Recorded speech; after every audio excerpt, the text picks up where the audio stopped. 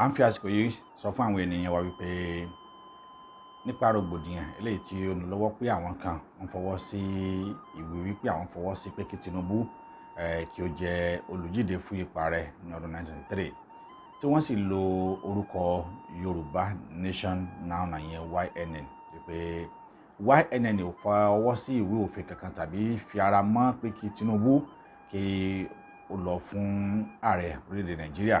Ohun tí YNN faramọ́ ni pé kí orílẹ̀-èdè ilẹ̀ Yorùbá kí ó dá dúró. Bẹ́ẹ̀ iṣẹ́ tí bàbá Aliu àti sista Bukky tí wọ́n ṣe ń ṣe nìyí. Tajudeen Adigun Raimi ẹni tí ó lo orúkọ yìí tó sì lo àǹfààní yìí láti lè ta àbùkù sí gbogbo àwọn tí wọ́n faramọ́ Yorùbá Nation Now wípé wọ́n máa lo àǹfààní yìí ni o, ṣùgbọ́n kì í ṣe wípé bóyá Tajudeen Adigun Raimi ó wà nínú ọmọ ẹgbẹ́ Yorùbá Nation Now tàbí ó jẹ́ adarí fún Yorùbá Nation Now. Ohun tí Tajudeen Adigun Raimi tí wọ́n jẹ́ adarí fún tàbí ohun tí ẹgbẹ́ wọn tí wọ́n jẹ́ adarí fún òun náà ni Yorùbá Nation Now Movement. Lẹ́ẹ̀kan sí Yorùbá Nation Now Movement. Eléyìí òun ni ò jẹ́ kí àwọn ènìyàn mọ̀ wípé ohun tí ẹgbẹ́ wọn dúró fún òun náà ni Yorùbá Nation Now Movement kì í ṣe YNN ìyẹn Yorùbá Nation Now. Àmọ́ tí ẹ bá wo inú lẹ́tà tí àwọn ẹgbẹ́ yìí kọ nísàlẹ̀ lẹ́tà ọ̀hún ni wọ́n tún lo Yorùbá Nation Now ìyẹn YNN. Wọ́n fẹ́ fi eléyìí láti lè fi da omi àlàáfíà eléyìí tó ń tòrò àti láti lè fi ba iṣẹ́ tí bàbá Aliu àti sista Bukky tí wọ́n ti ń ṣe bọ̀ láti ẹ̀yìn wá jẹ́ ni. Wọ́n kàn lo eléyìí láti lè fi tàbùkù àwọn wọ̀nyí wípé kí ọmọ Yorùbá lè rí wọn gẹ́gẹ́ bí ẹni wípé àwọn jọ wà nínú àwọn tí wọ́n jọ fọwọ́ sí kí Bọ́lá Ahmed Tinubu kí ó máa ṣe àkóso tàbí kí ó jẹ́ olùdíje fún ipò ààrẹ ní ọdún 2023. Irọ́ ni o, ohun tó jìnnà sí òótọ́ ni. Ṣùgbọ́n ní agbára Ọlọ́run yẹn wa ẹ fojú lọ́nà, ẹ ó máa gbọ́ bí ikú ṣe kú, bí iṣu ṣe kú, bí ọ̀bẹ ṣe bẹ́ nígbà tí bàbá Aliu àti sista Bukky fúnra wọn tó yóò máa kóra wọn jáde bí ọjọ́ mẹ́jọ láti deny ìwé ọ̀hún láti sọ pé àwọn ò mọ̀ kankan nípa ẹ̀ o láìpẹ́ láì jìnnà. Mò ń gbẹnusọ fún Yorùbá Nation Now. Orúkọ tèmi ó náà ni ọmọ borí owó ayé kò tọ́. Ẹ ṣé púpọ̀ o. Gbogbo ọmọ Yorùbá Nation Now ni wọ́n sọ wípé àwọn wà lẹ́yìn bàbá Aliu, àwọn ò sì rí ìwà kọ́ni kankan nínú ìwà tàbí nínú ìṣe tí bàbá ọ̀hún tó ti ń ṣe bọ̀ láti ẹ̀yìn wá.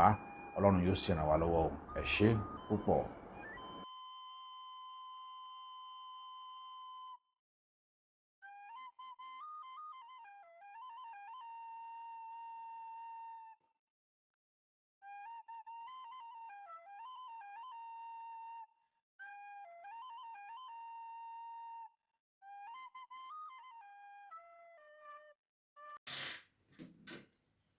Hello, mo kí wa ń gbogbo ibikíbi tẹ́ bá wà, tẹ́ tí ń wò mí àbí tẹ́ tí ń gbọ́ mi. Èmi ọmọ yín, àbúrò yín, ọ̀rẹ́ yín, pàdé yín, ìyàwó yín tí ẹ mọ̀ sí Yèyé Dára Global àbí Yèyé Dára ọmọlúàbí wọn, òun ni ó ń sọ̀rọ̀.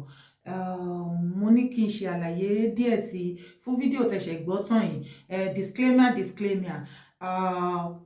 Kémi náà kí n bá yẹn kí n fẹ́ lè gbà nídìí fún fídíò yẹn.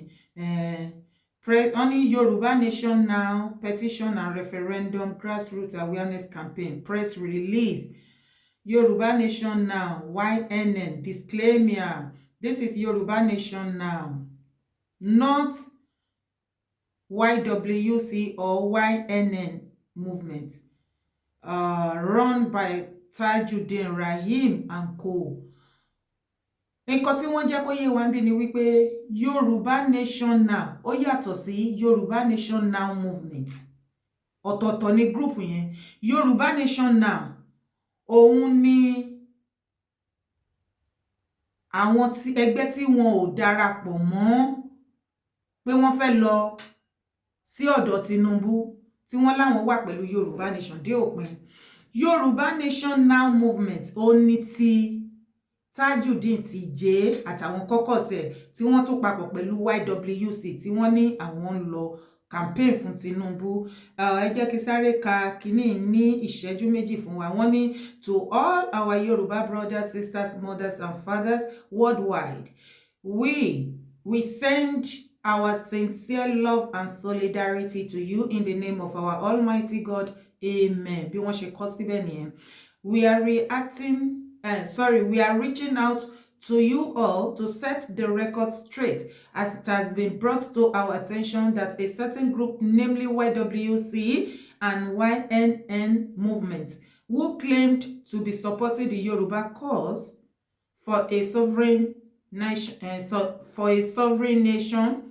state, has decided not to make a U-turn to join the Nigeria political race for a Tinubu presidency.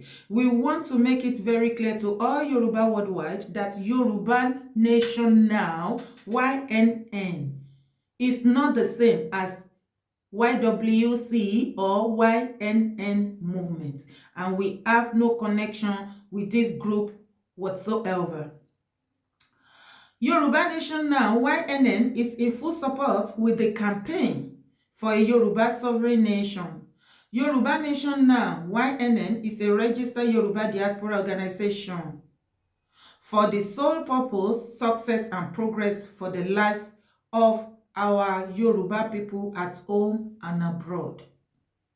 Yoruba Nation Now, YNN, is guided by the following objectives. 1. To vigorously engage and sensitize our Yoruba people as to why there should be a Yoruba sovereign state.